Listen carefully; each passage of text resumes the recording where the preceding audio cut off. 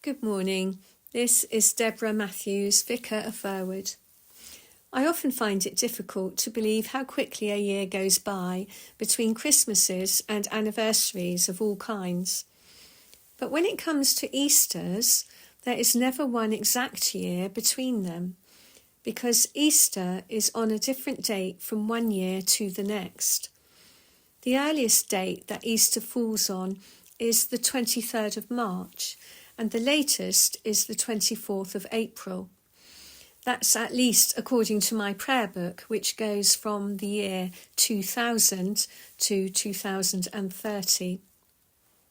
And this also means that the dates which are linked to Easter Day, like Ascension Day and Pentecost, also change every year. It makes life easier to have certain dates in the diary which do not change. But it is Easter which causes us the most reorganisation. And it also plays havoc with planning for the school holiday dates. This year, one of the school's Easter services will actually be held after Easter, during Easter week, when the children are back at school. However, whilst that might seem strange, as it doesn't coincide with our holiday plans, it is good to be celebrating Easter during Easter week rather than in Holy Week, because that's when we recall the last events of Jesus' life leading up to his crucifixion and his death. And it's not until Easter Sunday that we begin to celebrate the good news of Jesus' resurrection, when the disciples discover that Jesus is alive and amongst them. For the early church, the date of Easter had to be after the Jewish Passover, because that is during the week that Jesus entered into his passion. The date of Passover is dependent on the lunar calendar, so Easter was on the first Sunday after the Paschal full moon. But along with other issues, there is the complexity of the two calendars. In the West, we use the Gregorian calendar, and the Julian calendar is used by the churches in the East. So the dates of Easter often differ between the East and the West. And the church has argued over it in the past, but it seems to be getting better at coping with this difference.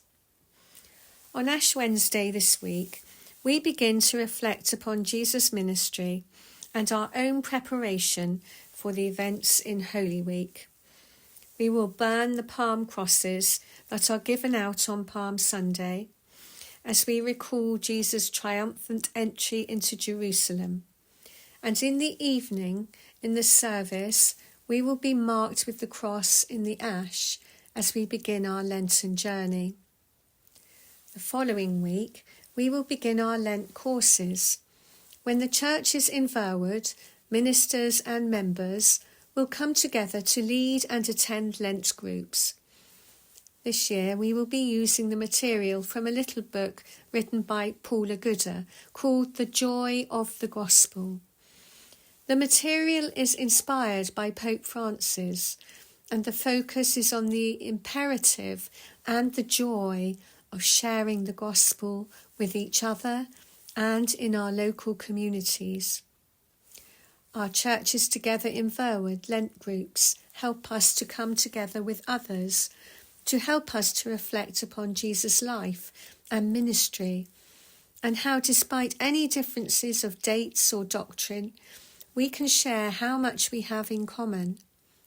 We respect each other and pray together and discover ways that we can share the good news. And perhaps in doing this, we can model the way of peace and love and humility to an antagonistic and frightened world. We pray for the world and for those in authority, that humanity can work together with all of our differences for the good of all nations, not seeking advantage, but seeking justice and compassion. As we worship God, we pray for peace in our fractured world. And may you have a blessed and joyful week as we begin our journey through Lent to Easter. God bless you.